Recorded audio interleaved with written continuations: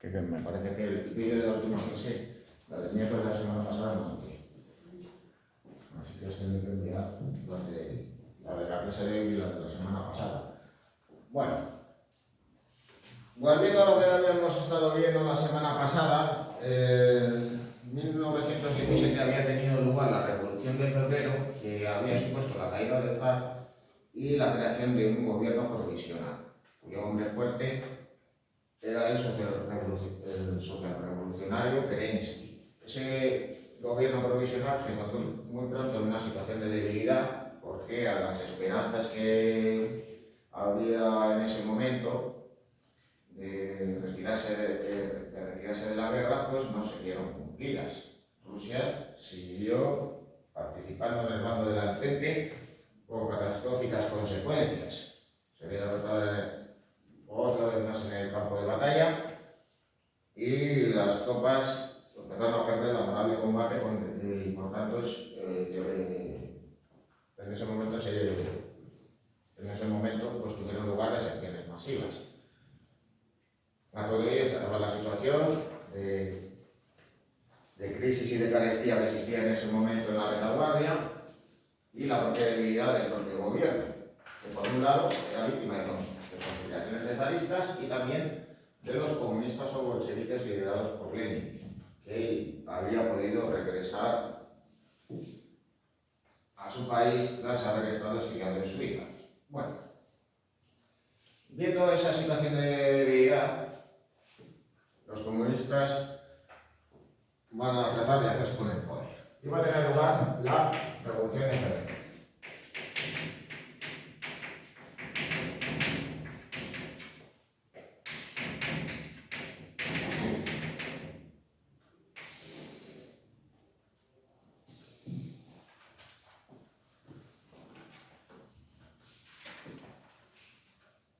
En ella, pues, los comunistas, apoyándose en los soviets, se hicieron con el control de Petrogrado y de las principales ciudades.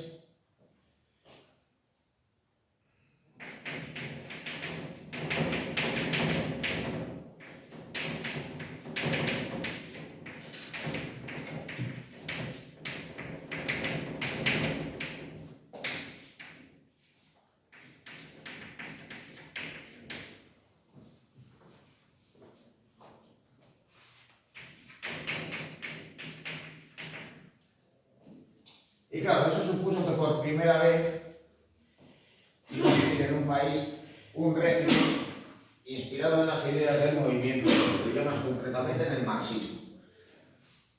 Estas estaban recogidas además en el programa político de Lenin, sus famosas tesis de abril, que había enunciado pues, justamente a su regreso a Rusia. Bueno, entre otras cosas, en las tesis de abril defendía la retirada de Rusia de la guerra, pero en buena medida también no dejaba de ser un compromiso personal para poder regresar. ¿Esa es la de febrero o la de octubre? La que estamos hablando ahora. La de octubre. Sí, Pues, que es lo que cuento por antes ahí. lo ha borrado y no sabe.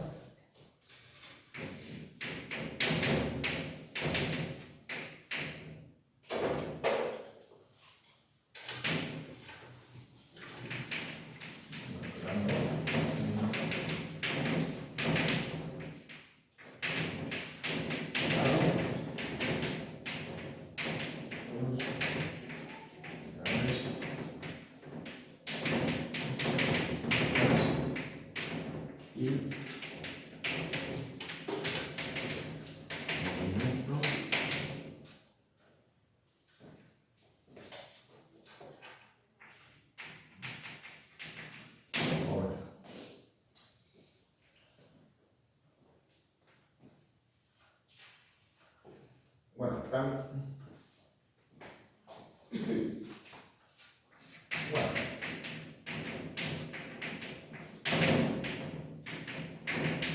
vamos a la retirada de la Primera Guerra Mundial.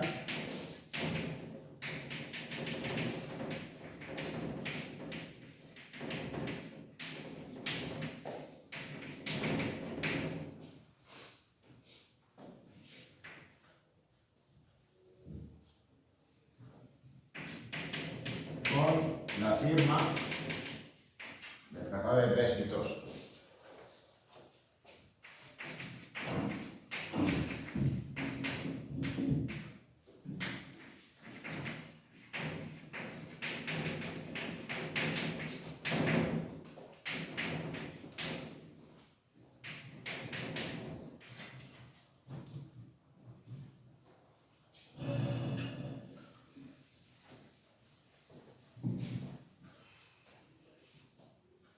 Bueno, en esa delegación curiosamente estaba presente Trotsky, el cual pues tenía, digamos, más interés en que la revolución se extendiera que en poner fin a la guerra.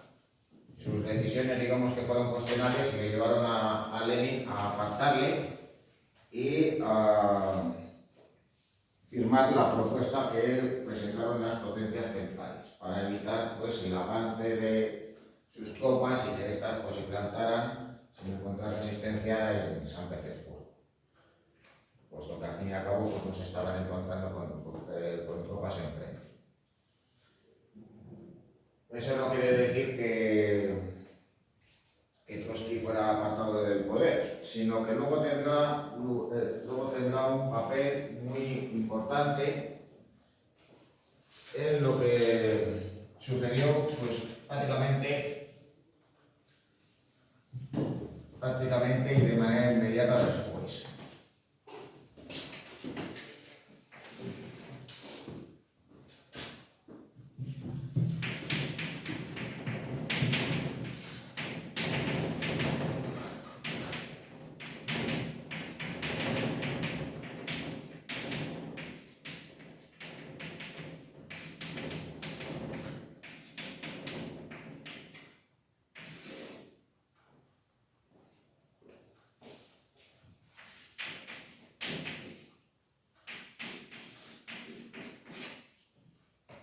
Bueno, a los pocos meses de llegar al poder,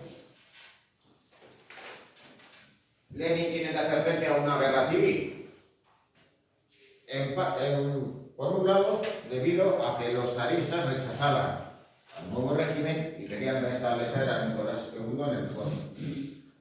En segundo lugar, porque el Imperio ruso estaba integrado por diferentes pueblos y etnias que buscaban la independencia. Al fin y al cabo, pues Lenin era contrario al imperialismo y defendía el derecho a la autodeterminación de los pueblos. Pero luego, en tercer lugar,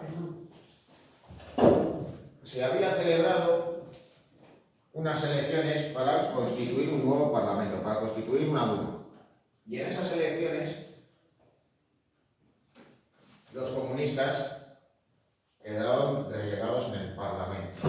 Los partidarios de Kerensky, los miembros del Partido Social Revolucionario vencieron en esas elecciones. Los comunistas apenas obtuvieron una cuarta parte de los escaños. Y claro, pues eso llevó a Lenin a disolver el Parlamento, lo cual enfureció pues a esa oposición que había formado parte de las instituciones tras la Revolución de Febrero. Con lo cual, el nuevo gobierno se tiene que enfrentar pues a diferentes grupos y por tanto estaba en una posición, digamos, débil e inestable. Sin embargo, la guerra civil se desarrollará a su favor. Va a consolidar al nuevo régimen comunista. ¿Por qué? Si eran minoritarios y acababan de llegar al poder, logran vencer en la guerra. Bueno, pues por una cuestión muy simple, y es que sus adversarios, los que constituían los ejércitos blancos, combatían por separado, no estaban unidos y tenían intereses contrapuestos.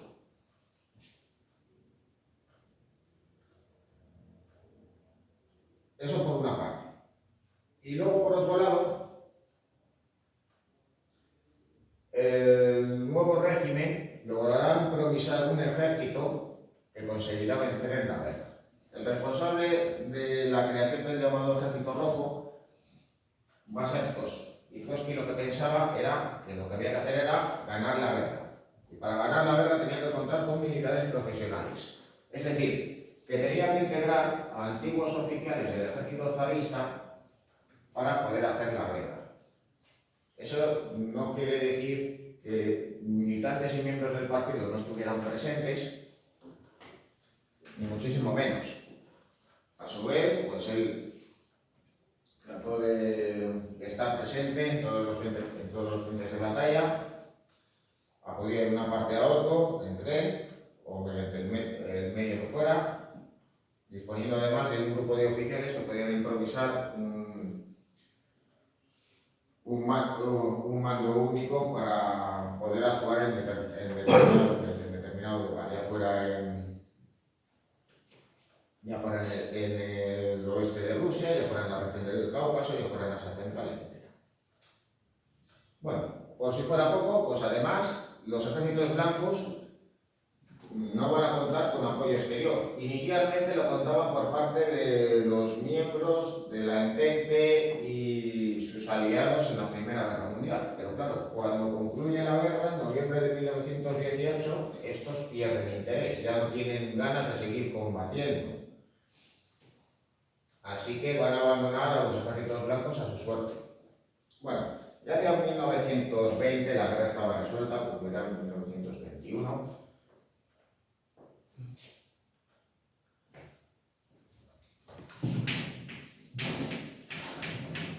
Y por tanto,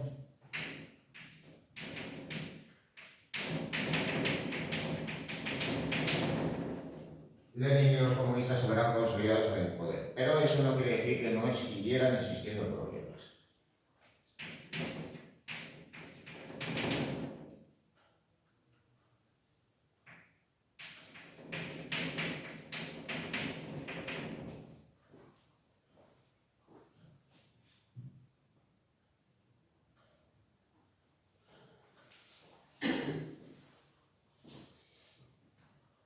Bueno, la Revolución Rusa también supuso pues, un ejemplo para aquellos que formaban parte del movimiento obrero, para aquellos que tenían ideas socialistas, y por ello va a haber levantamientos revolucionarios de inspiración soviética en otros países, pero evidentemente que no gozaron, digamos, de la fortuna que había tenido en la antigua Rusia de los zares. Mientras que en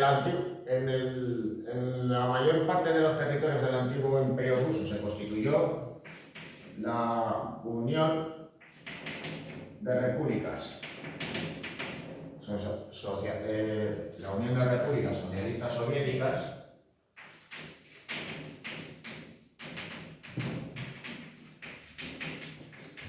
En otros lugares estos mandamientos fracasaron.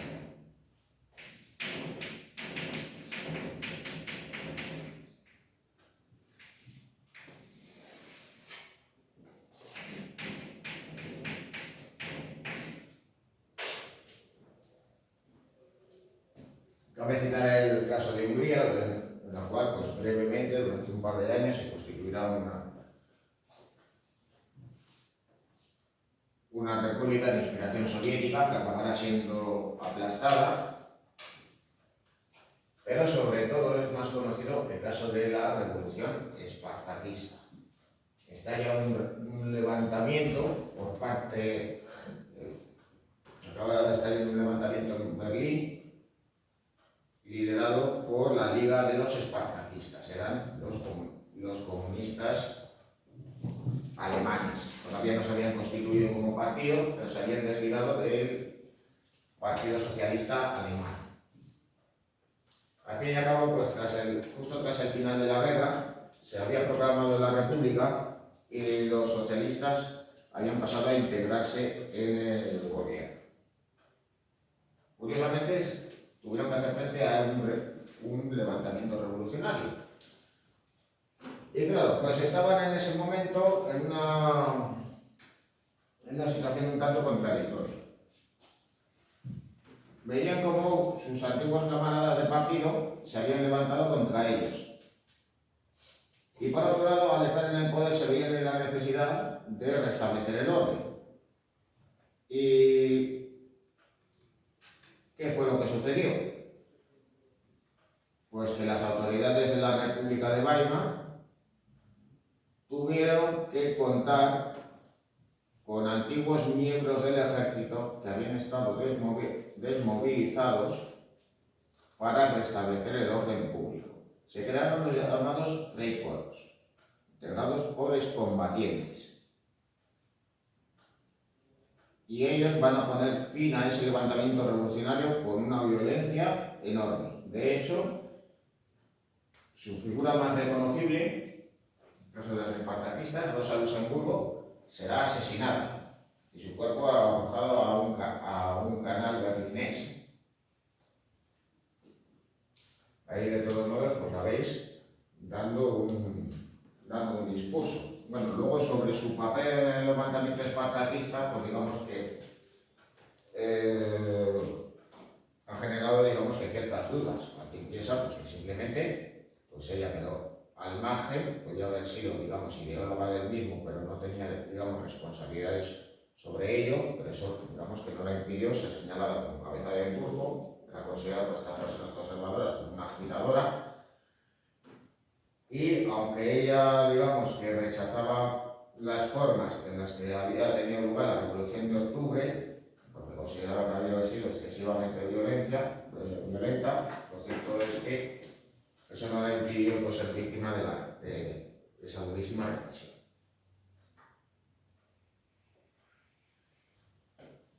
Bueno, al periodo entre las dos guerras mundiales se le conoce como el periodo de entreguerras.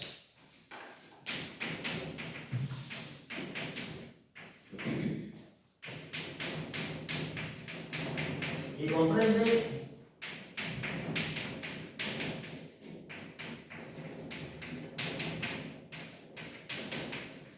los años 1918 a 1939.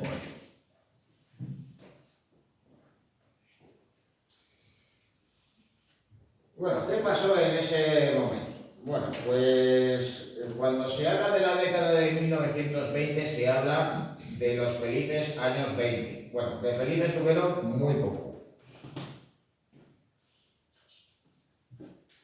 Pero claro, se hablaba en cierto modo así en Estados Unidos, porque claro, la década de 1930 fue la época de la Gran Depresión, la década de los 40 fueron los de los años de la Segunda Guerra Mundial, la década de los 50 pues fue una época pues, de gran crecimiento económico norteamericano, pero también fue la época del punto más álgido de la llamada Guerra Fría, así que en cierto modo pues, la década de los 20 era vista pues, como una época pues, feliz y alegre, la de los años de la música jazz, de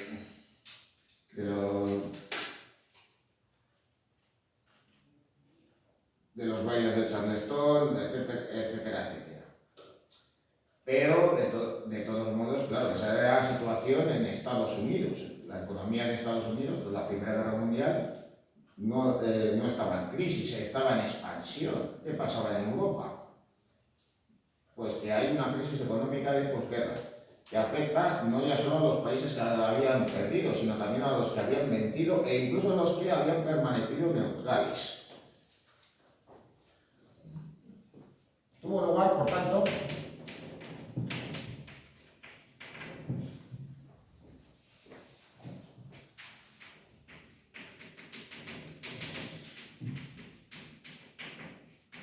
una crisis económica de posguerra en los años inmediatamente anteriores. Perdón, posteriores.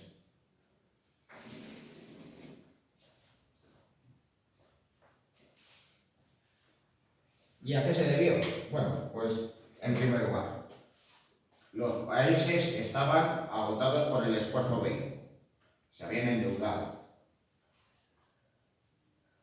Y por otro lado, la industria y el conjunto de la economía se habían orientado hacia la guerra. Y había que reconvertir la industria de guerra en una industria de paz. En un momento pues, de carestía en las familias y en el que el paro era elevado. Aquel entonces, pues estar en el paro era una catástrofe. Te quedabas sin empleo y no tenías ingresos.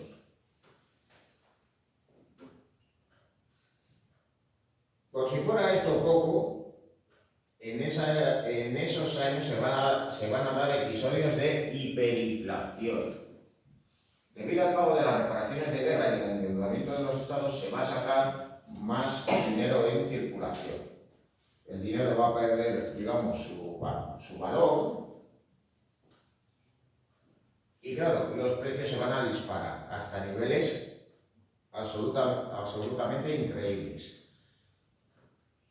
La inflación viene a afectar a prácticamente todos los países europeos, pero donde fue más elevada fue en Alemania. Para que os hagáis una idea.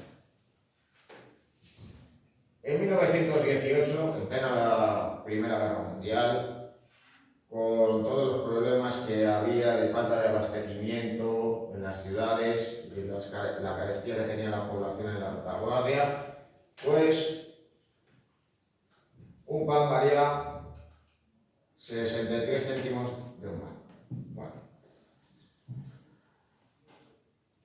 4 años después había pasado a valer 163. ¿Qué había sucedido? Pues el gobierno alemán no tenía que pagar las reparaciones de guerra a Francia, sacan más dinero en circulación. Esto va a hacer que los precios en Francia se eleven, pero también en Alemania. Y lo van a hacer, si cabe, todavía más. En enero de 1923, el precio había subido hasta los 250. Es decir, casi 90 marcos alemanes más. 11 meses después, una barra de pan valía 201.000 millones de marcos. Hostia, De vida. no comía para nadie. Bueno, reíros de lo que ha subido el aceite. Mira, un 300 y pico por ciento. Bueno, con eso, pues, ¿qué llevó? Pues a que la gente perdiera absolutamente sus ahorros, que literalmente pues, los mercados quedaran desabastecidos, o que por el contrario tuviera pocos robos. Hay imágenes de la época en las cuales pues, los niños juegan con los billetes, juegan con el dinero, amontonándolos como si fueran adoquines, empleando los billetes para construir para fabricar sus propias cometas. Así que claro, pues eso llevó a una situación, digamos, pues catastrófica para la economía alemana, la cual pues hubo que tener que actuar. En primer lugar, pues, ¿qué es lo que se tuvo que hacer? Pues, evidentemente, pues devaluar la moneda. Que esta perdiera pues, buena parte de su valor para que tuviera, digamos, un valor, digamos, más lógico. Por otro lado, se buscó soluciones a ese endeudamiento de los estados.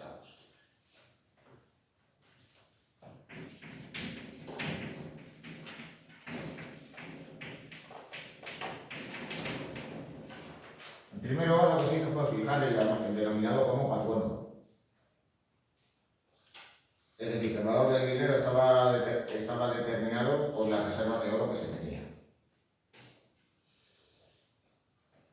Eso, pues, digamos que permitía, entre otras cosas, pues evitar, entre otras cosas, pues lo que permitía era regular la inflación, por un lado, y tratar de ajustar precisamente la política monetaria en base a un criterio único y casi universal. Y por otro lado, las relaciones internacionales buscaron un sistema para tratar de reflotar las economías.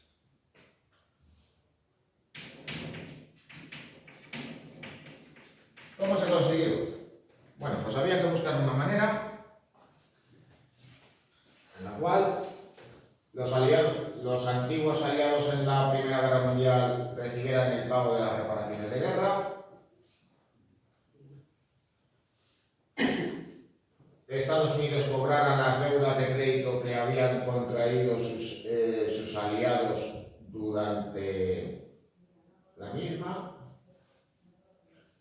y Alemania pudiera recibir inversiones de capital.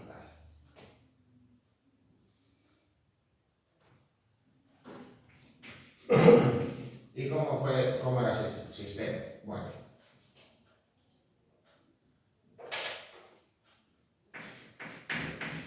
pues estableciendo, digamos, que una corriente circular de dinero.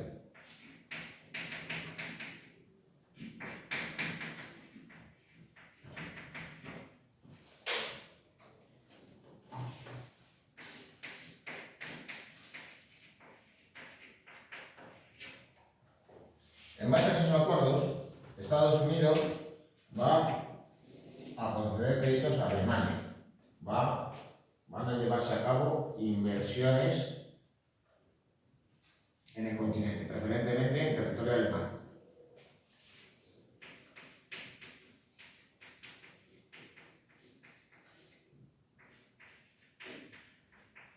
Esto va a permitir reflotar a la economía alemana y que, por tanto,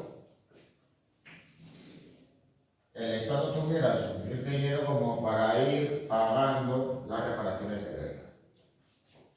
En un principio, el pago de esa enorme cantidad de dinero,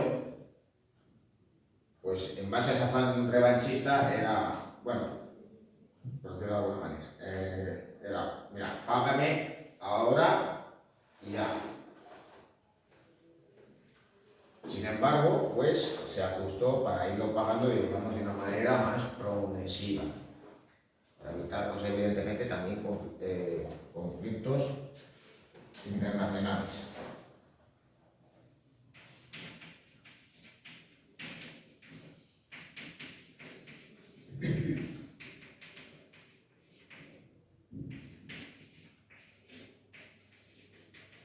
Porque es así que el pago de las reparaciones de guerra había conducido a Francia a ocupar la comarca del Ruhr, uno de sus lugares estratégicos en su economía. La medida, pues, de todos modos, había sido relativamente un fracaso. Francia había intervenido militarmente, pero tuvo que hacer frente a los sabotajes de los alemanes.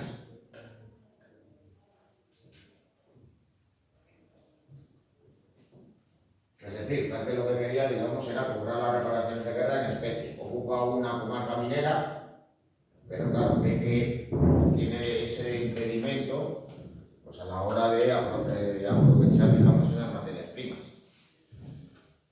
Aparte de generar una enorme tensión diplomática con el gobierno alemán. Bueno, pues, pasado de todos modos unos años, la cuenca del Ruhr será desocupada y la región del Sarre, que iba a ser objeto de un plebiscito para decidir si se incorporaba a Francia o si permanecía en Alemania, pues al final se resolvió a favor de Alemania.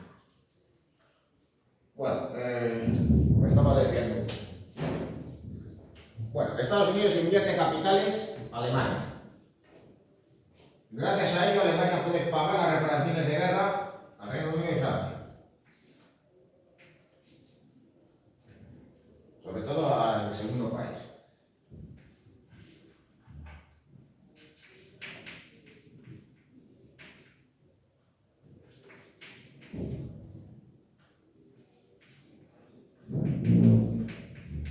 Y esto, pues, va a permitir a estos países devolver la cuantía de los créditos que habían contraído durante la guerra. Buenos días. Al fin y al cabo, pues, naturalmente que Estados Unidos se había comprometido en el esfuerzo bélico, pero eso no quiere decir que lo hiciera, pues, simplemente gratis.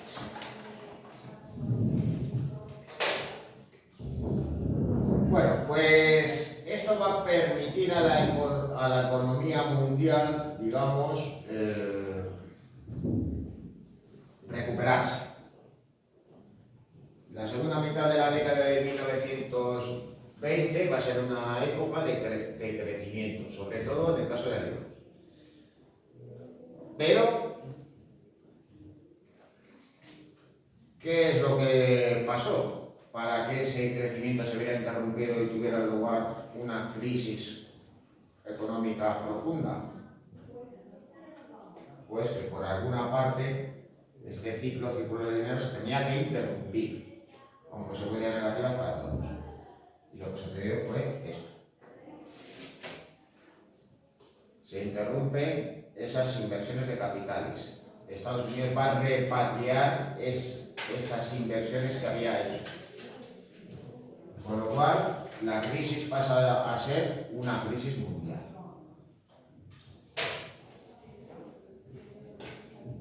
¿Por qué sucedió? Bueno, pues porque tuvo lugar el crack de la bolsa de Wall Street o crack del 29. Las causas fueron internas dentro de Estados Unidos. Pero claro, Estados Unidos ya se había convertido en la primera potencia económica mundial. Y claro, pues en cuanto hubo un grave problema que condujo al país a la depresión, esto tuvo repercusiones internacionales, no solo económicas, sino también políticas.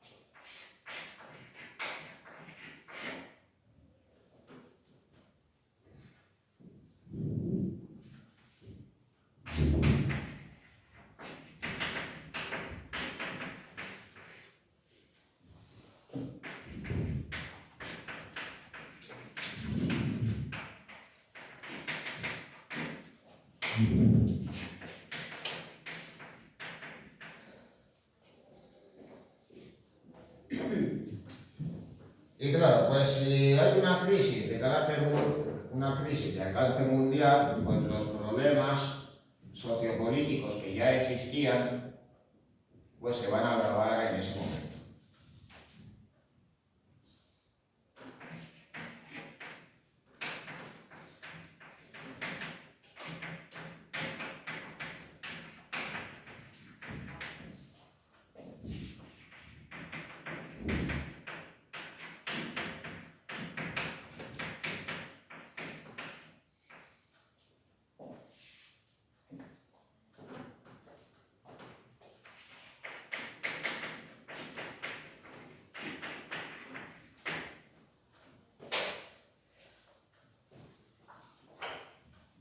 Bueno, ¿y cómo tuvo lugar el estallido de esa crisis económica, de esa depresión? Seguro que junto con la crisis del petróleo pues ha sido la más importante que ha tenido lugar en el siglo XX.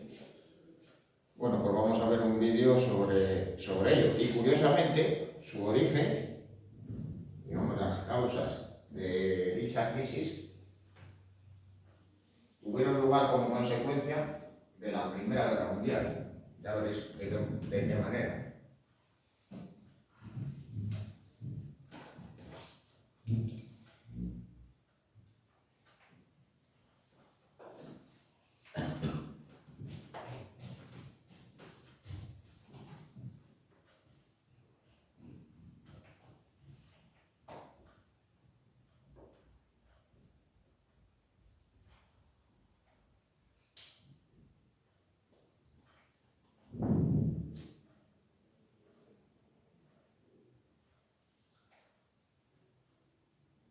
crack del 29 fue la más devastadora caída del mercado de valores en la historia de la bolsa en Estados Unidos.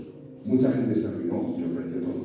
A este crack le siguió una fuerte crisis económica, conocida como la Gran Depresión. En este vídeo os vamos a contar la historia que creíamos que nunca se iba a volver a repetir. Miércoles 23 de octubre de 1929. Los precios se desploman en el mercado de valores de Nueva York, la bolsa neoyorquina situada en el número 11 de Wall Street. Los inversores están sorprendidos y preocupados. Durante años, los precios de las acciones no habían parado de subir. A ese miércoles le sucedió el jueves negro. De repente, la bolsa de Nueva York se llenó de gente que en vez de comprar quería vender. Dicen que hubo gritos, llantos y empujones en el parqueo. En las calles aledañas se congregó una gran multitud. Para entender el crack, debemos retroceder una época. En 1919, los Estados Unidos habían emergido como primera potencia tras la Primera Guerra Mundial. Estados Unidos estaba viviendo una etapa de su historia muy gratificante y placentera que creían duraría para siempre. Eran los felices años 20. Las fábricas americanas producían productos para la vieja Europa. Para costear la guerra, el Estado había emitido unos bonos, llamados bonos libertad. Si pagabas por dichos bonos, el Estado te devolvería el precio de los bonos con intereses. Por primera vez, los ciudadanos vieron que podían obtener rentabilidades interesantes por sus ahorros.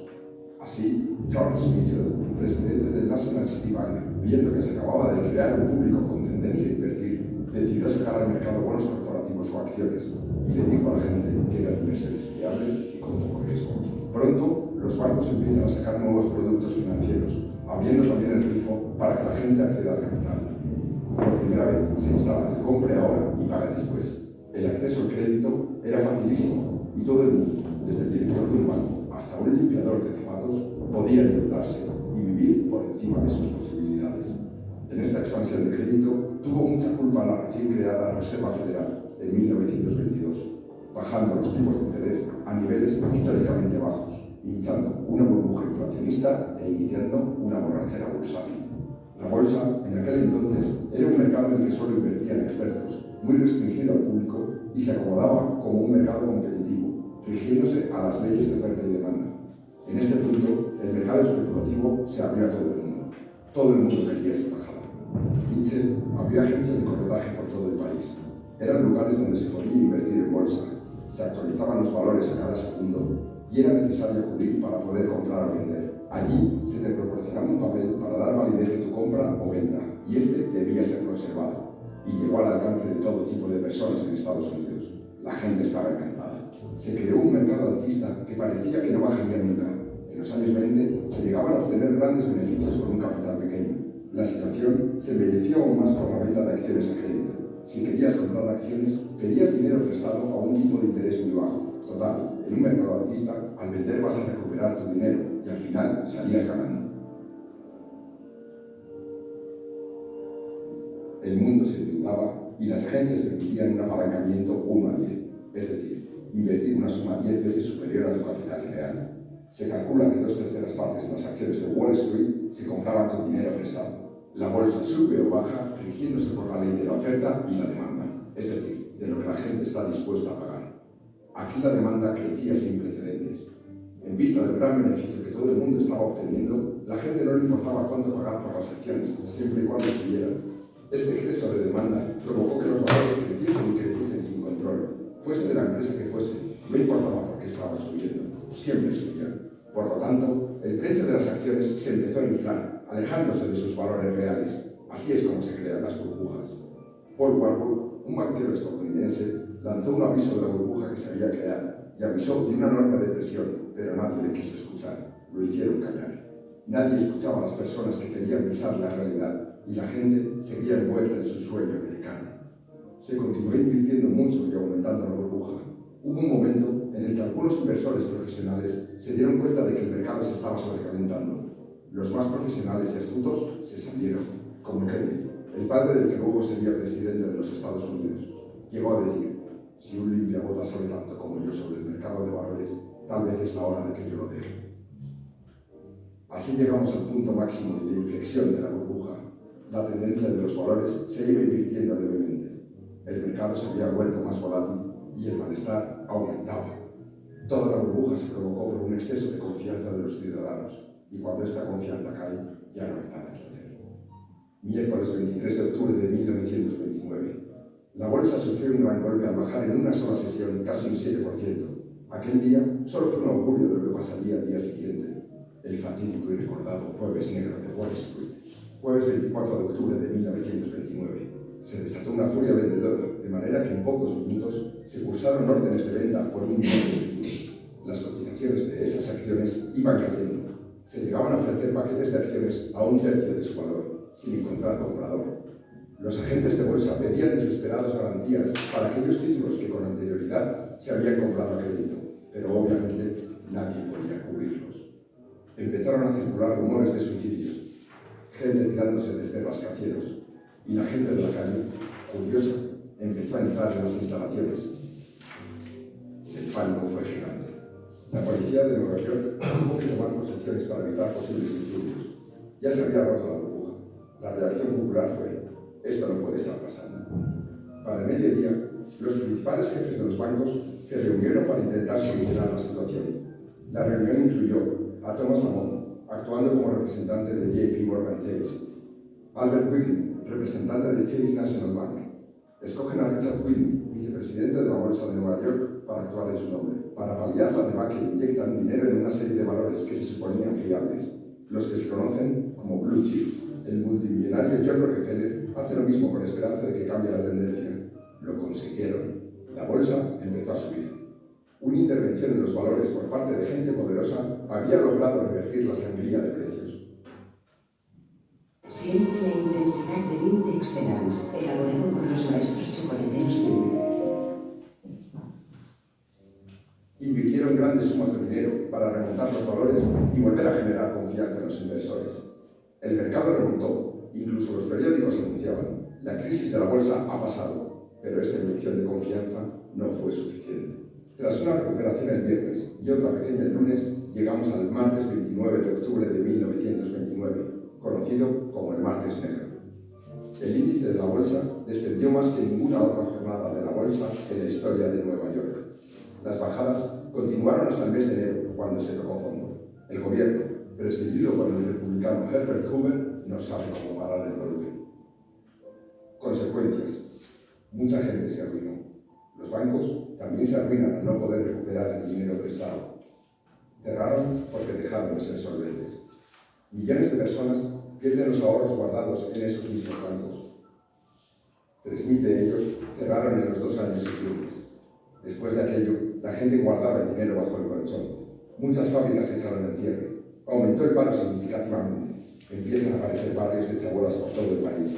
Y como sucede en todas las caídas, finalmente terminó llegando a Sudamérica, Europa y hasta Australia. Inglaterra se cerró tras sus fronteras y abandonó el patrón oro. El paro se disparó en Francia e Inglaterra. El malestar y la crispación social, producto de la crisis económica, se disparó en Alemania. Un joven soldado austriaco empezó a abrirse paso como el símbolo de la salvación económica y el poderío alemán. Se llamaba Adolf Hitler.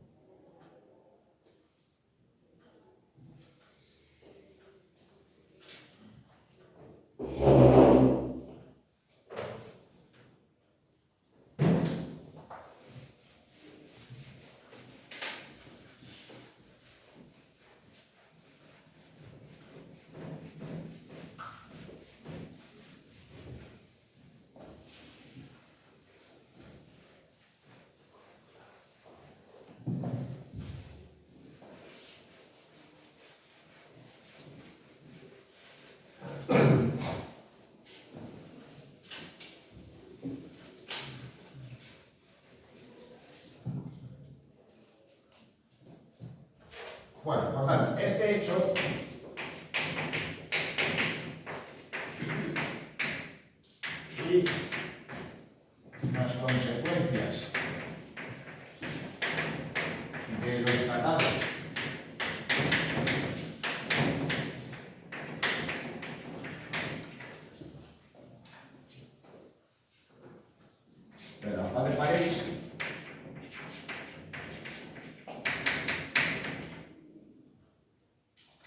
van a explicar el auge de los totalitarismos, que viene a resumirse como unas nuevas corrientes ideológicas surgidas en el siglo XX, que se diferencian pues tanto de las ideas del movimiento obrero como del liberalismo del siglo XIX.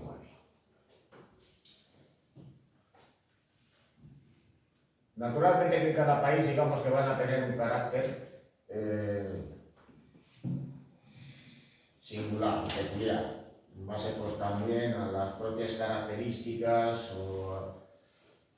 a las propias características que nos podemos encontrar en cada uno de ellos, también a su evolución histórica, al contexto sociopolítico que pudiera darse justo en ese momento concreto, pero que de todas maneras van a tener elementos en común.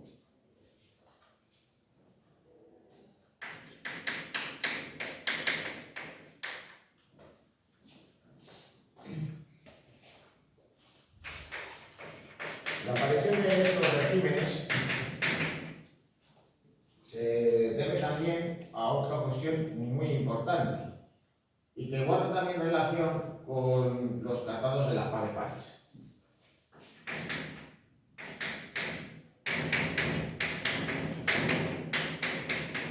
Y es que con la firma de los diferentes tratados habían aparecido nuevos países surgidos de antiguos imperios. Y claro, con esa aparición de nuevos estados vino consigo también de la falta de tradición democrática de dichos países. Es decir, en el segundo imperio alemán no se podía hablar de una democracia. Era un régimen un tanto autocrático, aunque existiera una constitución, un parlamento, se celebrasen elecciones, existiese un gobierno que controlaba el poder ejecutivo. Esto era todavía más evidente en el caso del Imperio Austrohúngaro, cuya cabeza más visible era el emperador. Y aunque existían pues, dos gobiernos, dos parlamentos, pues no dejaba de ser un régimen más bien autocrático, aparentemente liberal. No digamos ya en el caso del antiguo Imperio Ruso, que era una monarquía absoluta semejante a las que existían en el siglo XVIII. Pues bien, todo ello desaparece y aparecen nuevos estados. ¿Y qué es lo que va a suceder? Bueno, pues que o bien se van a crear dictaduras militares, como en el caso de Polonia, o bien los monarcas se van a convertir en las cabezas de unos regímenes totalitarios en donde el ejército va a tener un papel muy destacado.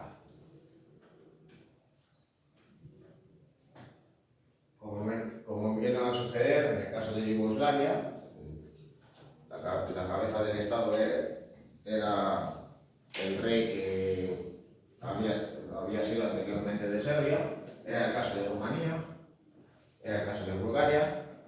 No se convierten en monarquías parlamentarias, sino en regímenes totalitarios, solo que en vez de estar a la cabeza de lo mismo un dictador militar o el jefe de un partido político, lo estaba el propio rey. Un caso muy singular es lo que sucedió en Polonia. Bueno, con una corona, pues veis aquellos países que eran reinos, pero en Hungría no había un rey. Bueno, tras esa revolución de inspiración soviética que acaba siendo aplastada, se había proclamado el reino de Hungría. Pero no se había permitido a los descendientes de los Habsburgo convertirse en monarcas. Así que ocupó el cargo de regente un militar, el almirante Horthy. no deja de ser muy curioso que en la Hungría de los años 20, 30, inicios de los 40, el país fuese una monarquía sin rey y que estuviera gobernada por un almirante de un estado que no tiene salida al mar.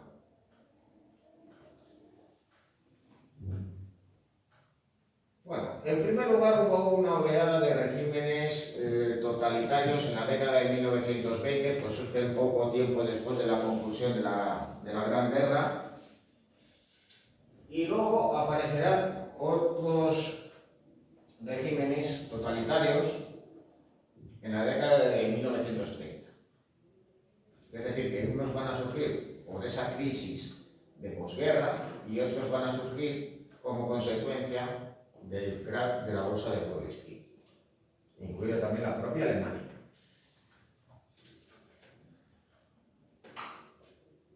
Claro, en este contexto de nuevos estados que van a aparecer, pues prácticamente la única excepción, el único país que se convirtió en una república democrática que quedó al margen de esos movimientos totalitarios fue Checoslovaquia, que aún así de todos modos pues sería víctima precisamente de la expansión de uno de estos regímenes, el de la Alemania nazi. Bueno,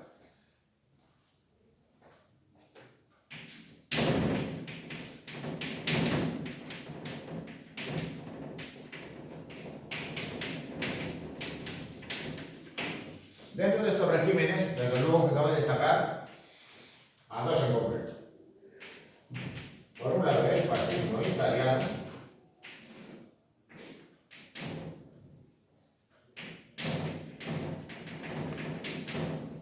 cuyo líder fue Mussolini,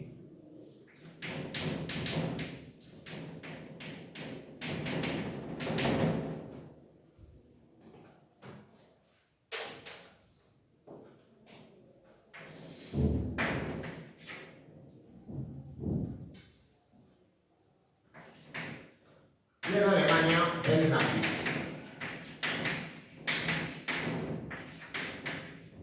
o nacionalsocialismo.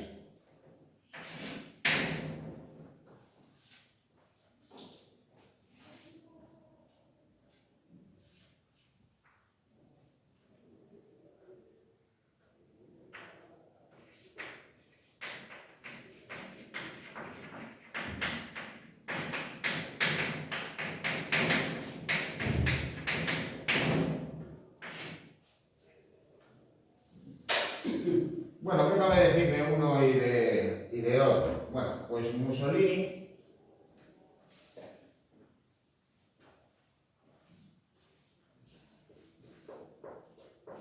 procedía de una familia de ideas vinculadas al republicanismo, a las posiciones, digamos, más izquierdistas dentro del liberalismo italiano, ya próximas, pues, evidentemente, al movimiento obrero. Y de hecho su padre le puso de nombre Benito, no por el santo que dio origen a la orden monástica, sino curiosamente por el presidente de México, Benito Juárez, presidente de México en tiempos del Segundo Imperio Mexicano, que se enfrentó a Maximiliano de Habsburgo y a las tropas francesas. El caso es que en su juventud, pues, por un lado, tuvo que hacer frente a problemas con la justicia, en buena medida por sus ideas marxistas, pero también, digamos, por su carácter, pues, más bien violento y altanero, que le generó, pues, problemas de todo tipo. En muchas ocasiones, pues, estuvo alternando, pues, justamente su presencia en Italia con estancias en Suiza, escapando, pues, precisamente de la justicia y de la policía. Poco a poco, pues, fue, digamos, alcanzando una posición notable dentro del partido político en el que militaba, el Partido Socialista Italiano, hasta convertirse en el director de su órgano de partido. el diario Avanti. Dentro de ese contexto, pues en 1914 estalla la Primera Guerra Mundial y los socialistas italianos se manifiestan en contra de la participación de la guerra, se muestran contrarios. Pero Mussolini se muestra a favor de la misma. Claro, ¿esto a qué le va a llevar? Pues a ser expulsado del partido, a perder sus cargos. Con lo cual, pues digamos que va a tener, si quería seguir teniendo una presencia pública en la vida política, a crear su propia formación política.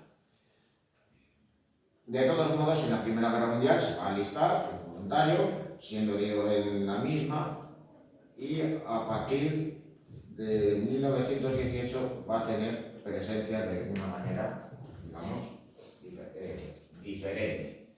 Esa formación pues va a tener, digamos, inicialmente pues unas características ideológicas en la cual pues van a estar presentes diferentes elementos, pero que en buena medida pues trataba de satisfacer no ya sus propias ideas, sino también de aquellos que consideraban que Italia se había visto maltratada con la firma de los tratados de paz, pero por otro lado también tenían pues un temor hacia un posible levantamiento revolucionario, hace poco que consideraban que el gobierno liberal era ineficaz ante esas huelgas y levantamientos obreros. Bueno, vamos a ver de todos modos en este vídeo cómo Mussolini llega al poder.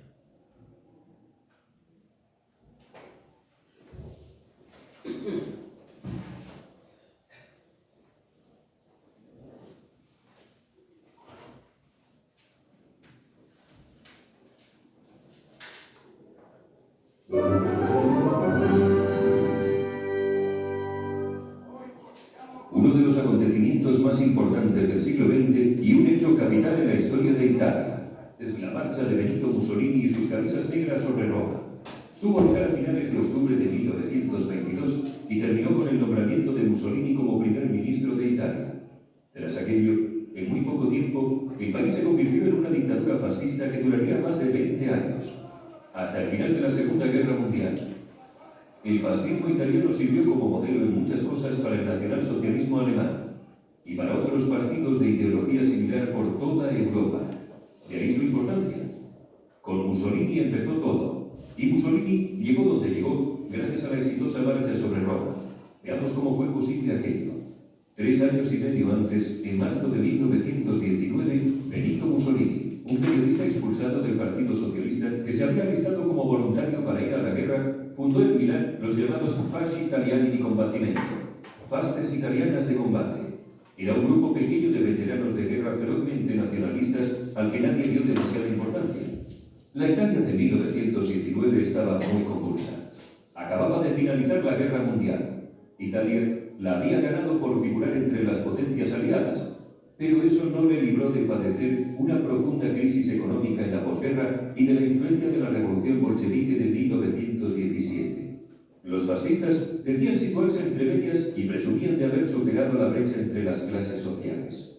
No estaban ni a favor de los comunistas ni de los liberales que trataban de reencauzar el país por la senda de la monarquía parlamentaria anterior a la guerra.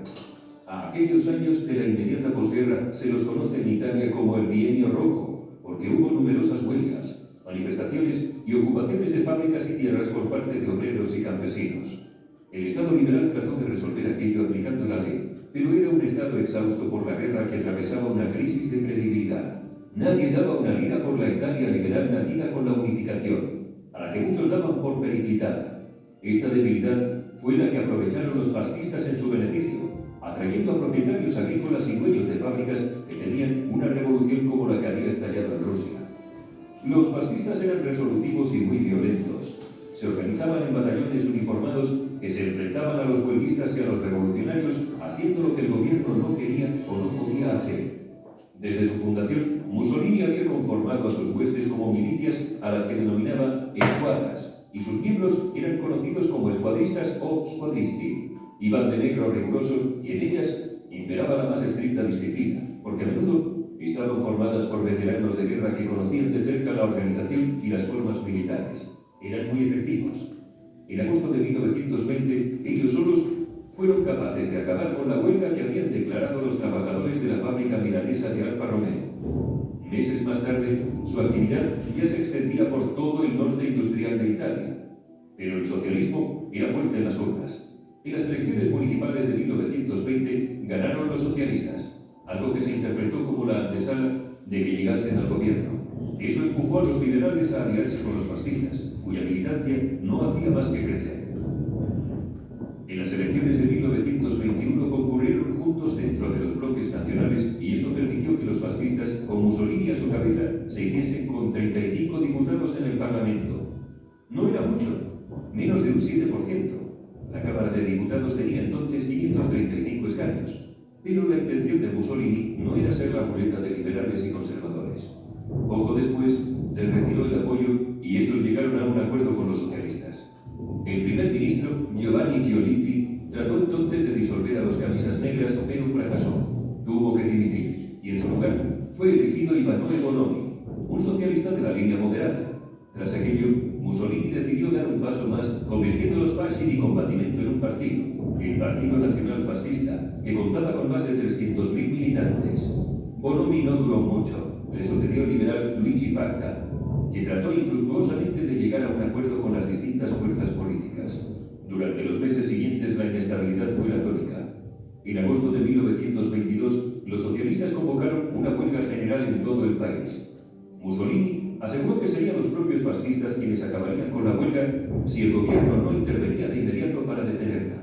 Eso le permitió posicionar al partido fascista ante los italianos como el único defensor de la ley y el orden. Aquel mes hubo choques violentos entre fascistas y socialistas por toda la geografía italiana.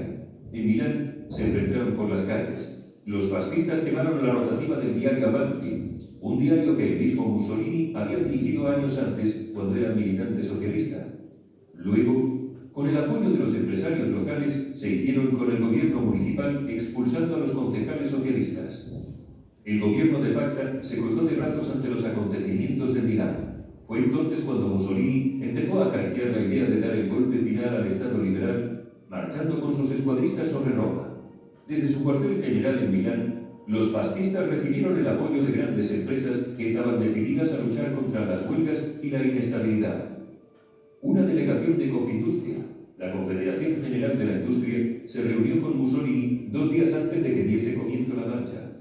Esa misma semana, Mussolini preguntó al embajador estadounidense en Italia, Richard Washburn Child, si el gobierno de los Estados Unidos se opondría a que los fascistas entrasen en el gobierno italiano.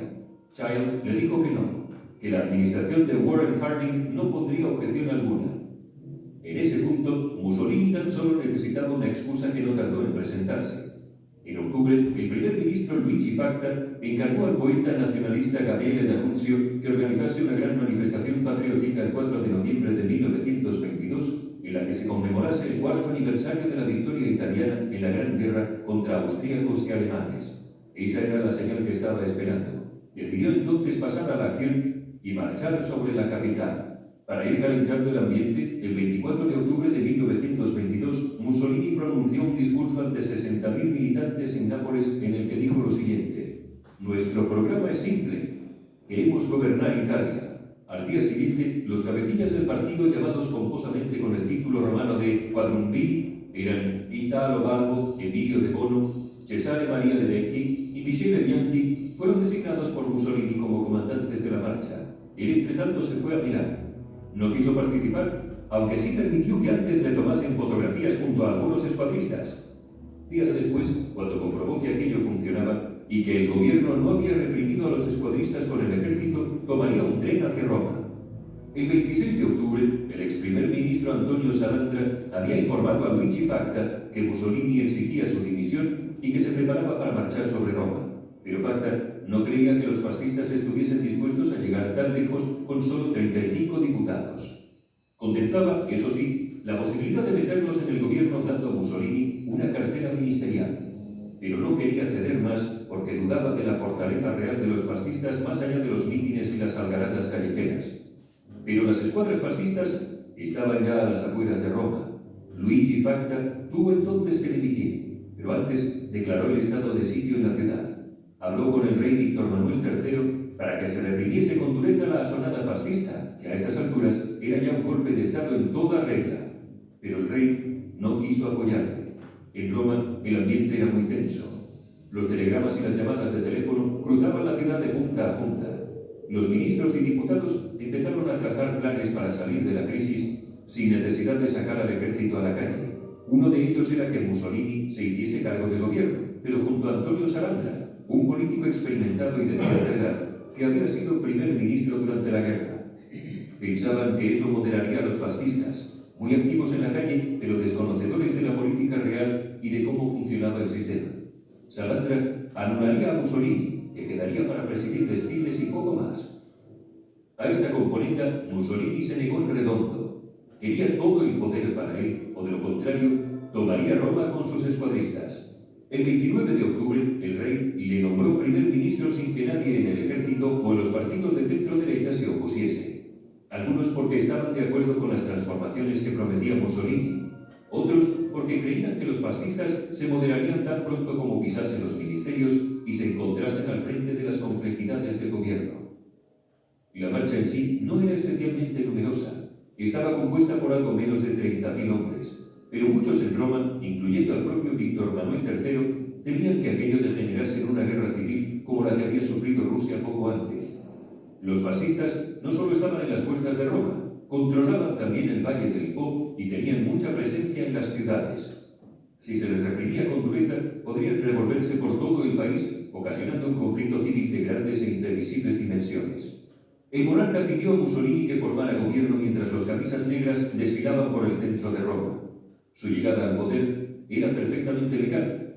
Italia era una monarquía parlamentaria que dejaba en manos del rey la elección del primer ministro de entre los diputados de la Cámara. Mussolini era uno de ellos desde 1921, así que no había nada irregular. A muchos italianos no les parecía bien, pero no era anticonstitucional lo que acababa de hacer el rey, por mucho que esa decisión estuviese provocada por la amenaza de miles de escuadristas de tomar Roma a las bravas.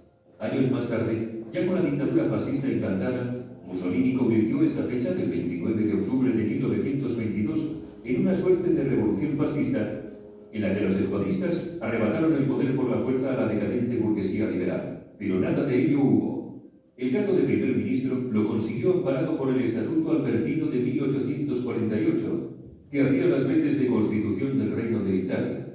Lo que había sucedido en Italia inspiró a Adolf Hitler y a otros revolucionarios europeos de extrema derecha. En noviembre de 1923, Hitler intentó algo similar en una cervecería de Múnich, la Burgerbräu Keller, donde iba a dar un mitin el ministro presidente de Baviera, Gustav von Kahr. Hitler fracasó estrepitosamente y dio con sus huesos en la prisión de Landsberg, pero lo volvería a intentar después, ya convertido en líder parlamentario del partido nazi. Ambos, Mussolini y Hitler, descubrieron que para adueñarse de regímenes parlamentarios bien consolidados, la épica revolucionaria no servía de mucho. Había que amoldarse a la legislación vigente para luego, ya desde el poder, subvertirla.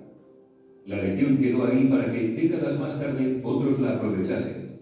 Esto mismo fue, por ejemplo, lo que sucedió en Venezuela con Hugo Chávez, o en Nicaragua con Daniel Ortega. No marcharon sobre Caracas ni sobre Managua, pero emplearon una técnica muy parecida que les atornilló al poder.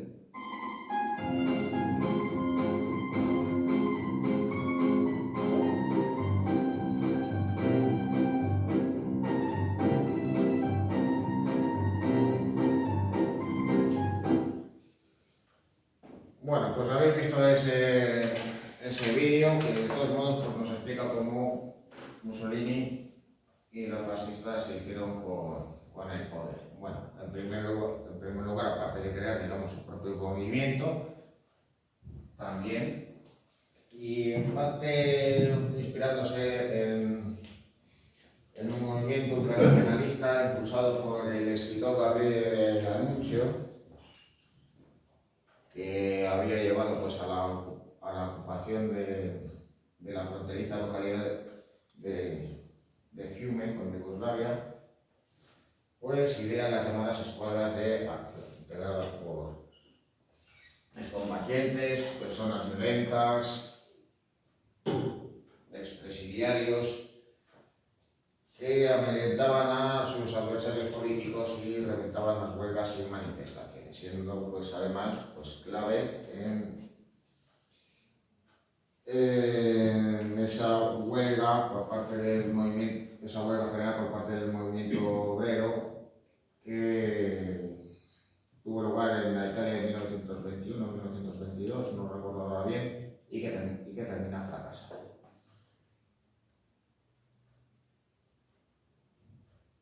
Naturalmente que su partido concluye a las elecciones y acaba con una representación electoral, pues digamos que en crecimiento, pero exigua. Aún así, digamos que él da un golpe de mano, la marcha sobre Roma, en el cual los partidarios, los llamados camisas negras, se dirigieron hacia la capital, pero de todos modos Mussolini prefirió quedarse en Milán, no sea que le tocase, digamos, el ir por piernas, y así podía establecerse en Suiza.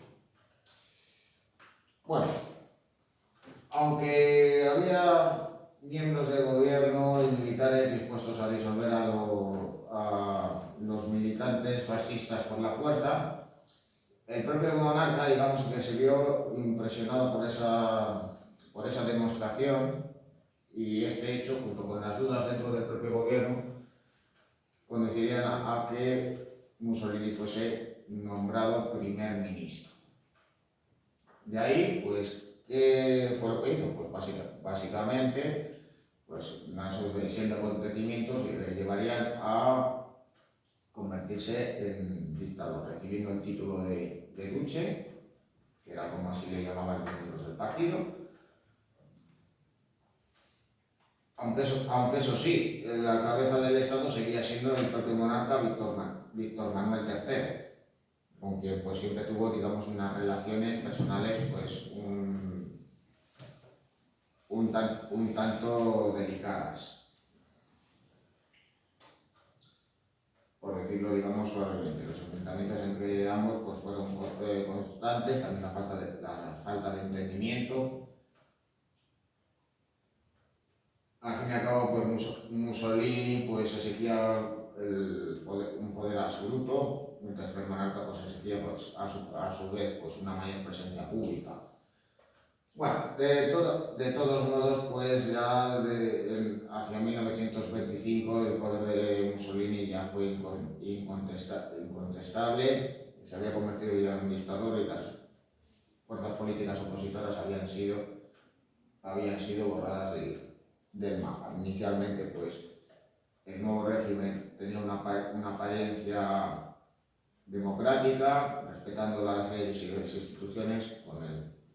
Con el tiempo, pues esto acabaría poniéndose de fin. En el caso de Hitler, la situación, digamos que fue diferente. Bueno, ahí tenéis en una imagen posando junto a Ernst Röhm, uno de sus más importantes colaboradores en la década de 1920 y a inicios de la de 1930. Bueno, ¿qué cabe decir de Hitler? Pues él había nacido en una localidad cercana a la frontera alemana, puesto que él era austriaco, hijo de un funcionario de aduanas.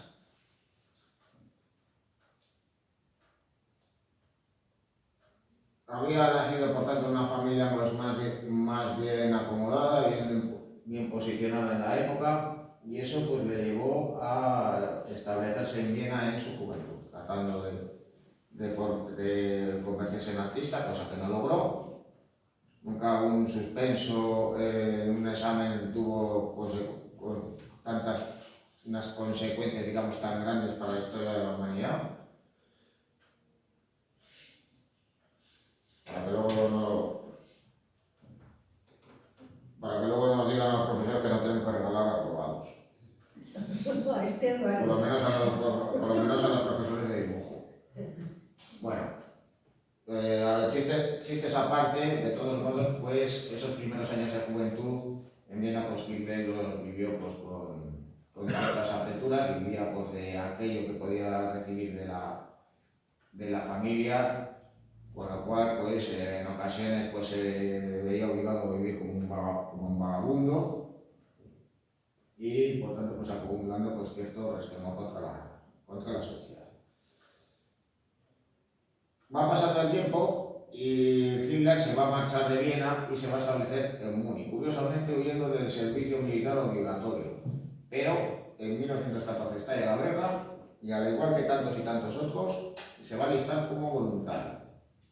Luchará en la guerra, curiosamente como un soldado de enlace entre los puestos de mando y las trincheras. Era quienes tenían que enviar las correspondientes comunicaciones. Nos puede parecer como que Hitler se libró de los combates, pero era algo de todos modos que podía tener muchísimo riesgo para los soldados.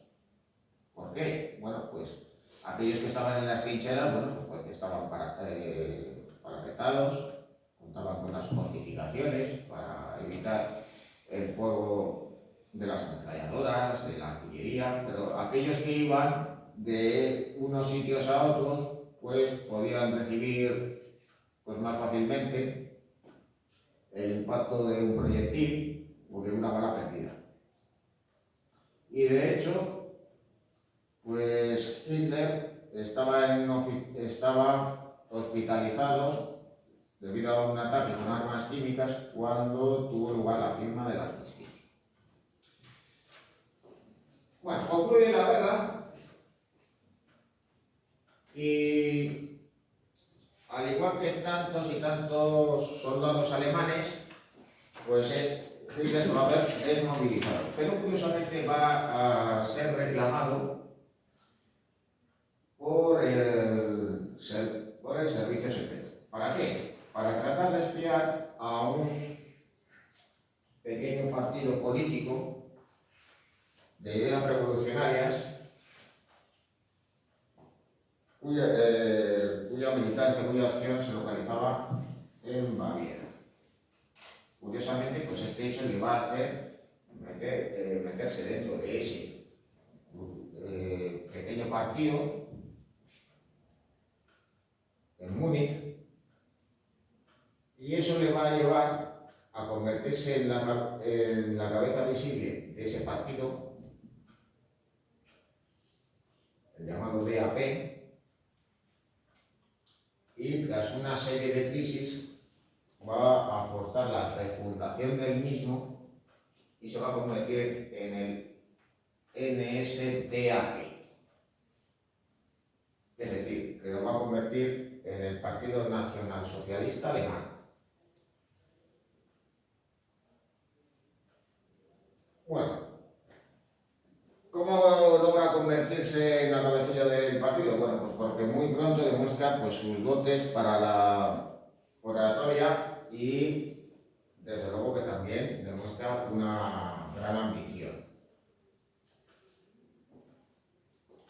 Fruto de esa ambición, en 1923 tendrá lugar su primer intento por hacerse con el poder, el Putsch de Múnich o Putsch de la cervecería, contando con la ayuda de miembros del ejército alemán, entre ellos destacando al general Ludendorff, que había tenido un papel muy destacado en la Primera Guerra Mundial y que era, digamos, la cabeza visible de aquellos más ultranacionalistas y con afán de revancha que había por aquel entonces en Alemania. Bueno, el golpe fracasa. Inicialmente, Hitler, Ludendorff y esos nazis de primera hora se hacen con las instituciones de poder en Baviera. Pero a las pocas horas, la autoridad logra reponerse del golpe y logra restituir el orden, arrestando a los cabecillas, incluido a Hitler. Bueno, con la ley en la mano, pues Adolf Hitler podía haber acabado en la horca, podía haber sido condenado a muerte, pero se libra de una condena severa y acaba en la cárcel, pasando, pues, creo que poco más de año y medio. Cuando sale de prisión, digamos que sale con las ideas más claras de lo que él quiere hacer. Y inspirándose precisamente en el fascismo italiano, pues idea dos cosas. En primer lugar, tener una presencia pública más destacada a través de milicias paramilitares y, por otro lado, buscar ejercer la propaganda de manera más eficaz.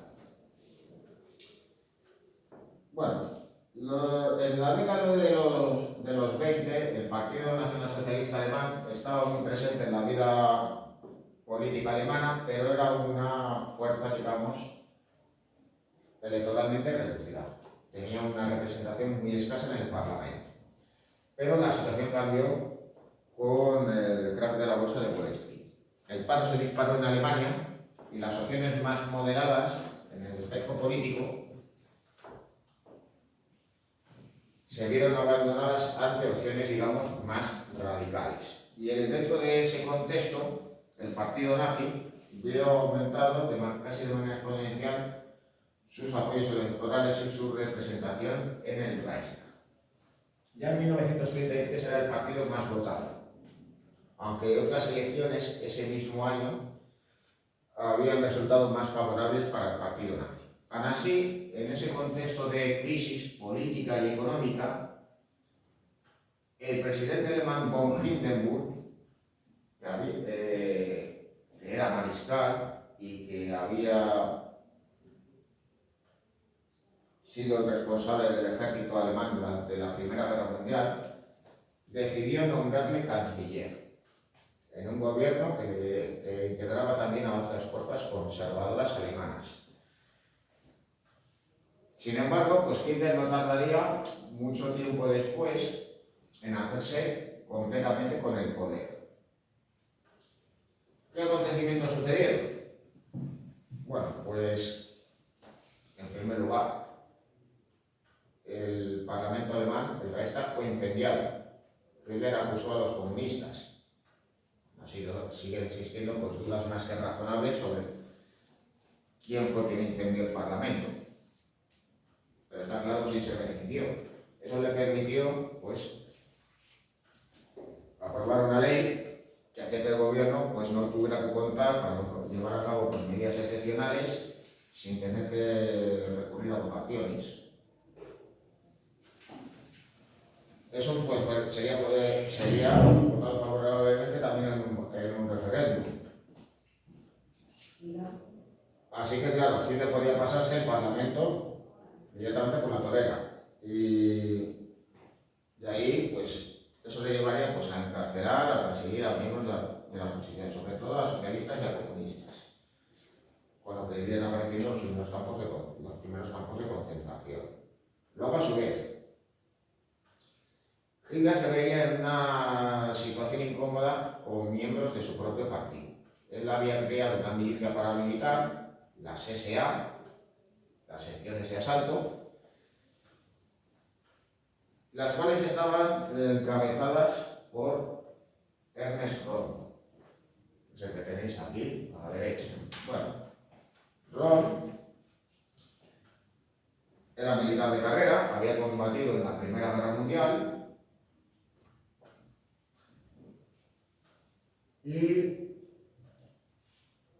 encabezaba una fuerza que quería disputar el papel que tenía el ejército en Alemania. El ejército contaba solo con 100.000 hombres, era una fuerza exigua y quería reemplazarlo porque las secciones de asalto contaba con centenares de miles de miembros. Quería que se convirtiera en un ejército con miembros del partido.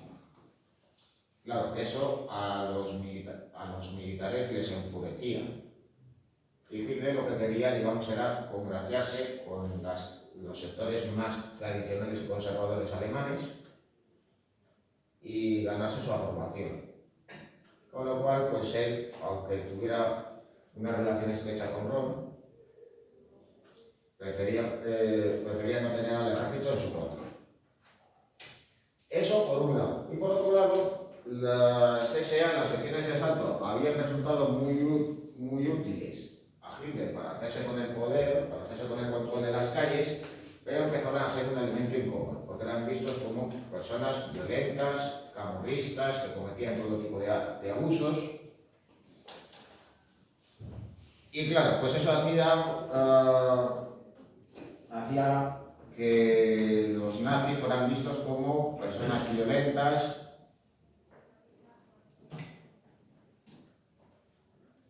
y por tanto absolutamente indeseables. Quería por tanto Hitler tratar de quitárselos del medio. Por si esto fuera poco, había que sumar otras dos cosas. Las SA eran vistos como una suerte de izquierda del partido, puesto que integraba, digamos, a personas de muy baja condición social y por tanto eran reclamaciones que iban en contra de las clases medias y de la alta burguesía, que era una parte de la sociedad con la que Hitler también buscaba congraciarse.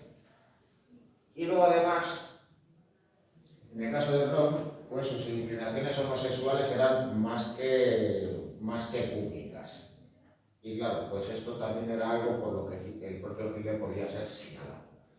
Así que tuvo lugar la noche de los cuchillos largos, que sirvió para eliminar a Rom, a los dirigentes de las SA y también para llevar un ajuste de cuentas con otros personajes que le resultaban incómodos a Hitler, como el anterior canciller alemán, el general Schleicher. Bueno, ya de todos modos tenéis aquí pues, un enlace para ver un vídeo sobre esto, pero ya de todos modos le veremos en la clase del próximo día. ¿De acuerdo? Bien. Bueno, luego hay una cosa que ahora os comento en base a la encuesta que os acabo de facilitar.